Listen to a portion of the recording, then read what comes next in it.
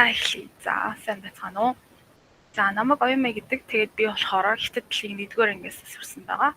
Тэгээд би сая 7 сарын 20-ны өдөр TOEFL-ийн шалгалт өгөөд тэгээд level 5-ыг пасс хийсэн. Уншлаган дээр 625 аваад, listening дээр 600 аваад тэгээд би болохоор яг нөгөө нэг шалгалтандаа бүртгүүлснийхаа дараа тэр 1 сарын хугацаанд дотор бэлтэж эхэлсэн байгаа. Тэгээд шалгалтын өдрөө амар сандраад тэгээд шалгалт болохоос 2-7 хоногийн өмнө бүр амар сандраад эхэлсэн.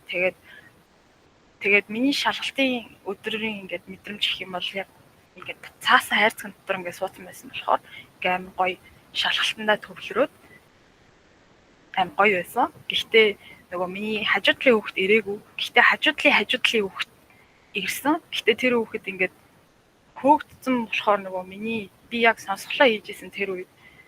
Тэгээд сонсголоо хийжсэн чинь тэр хүүхэд хөөгдөд. Тэгээд намайг ингээд амар сарниусан байгаа.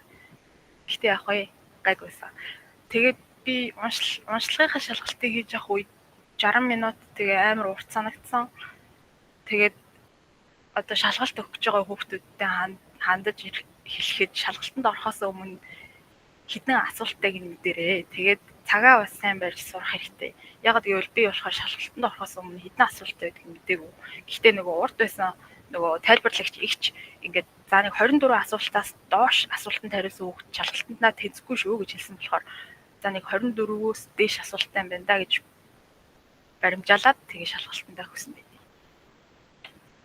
За тэгээд 1-р ангиас би Хятад хэлийг сурч эхлэхэд нөгөө нэг манай багш нар өдөр болгон юм шинэ үг заадаг байсан.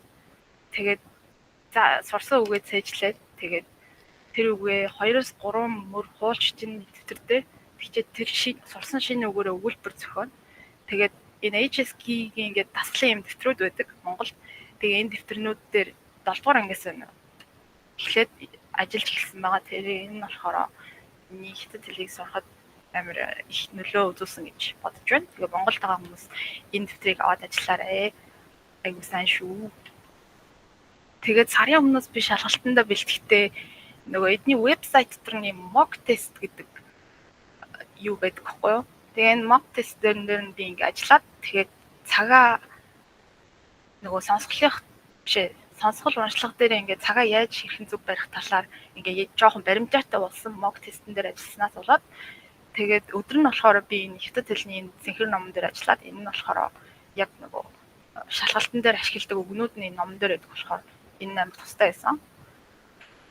Тэгээд дууссныхаа дараа гэртээ хараад би болохоор энэ 1 сарын хугацаанд дотор нөгөө Netflix дээр юм кинонууд 51 кинонууд гарсан байдаг. Тэгээд нэрийг үзээд тэгээд энэ миний сонсголоо дээшлүүлэхэд аягүй хэрэг болсон гэж би бодож байна. Тэгээд энэ уртлын кино амар гоё.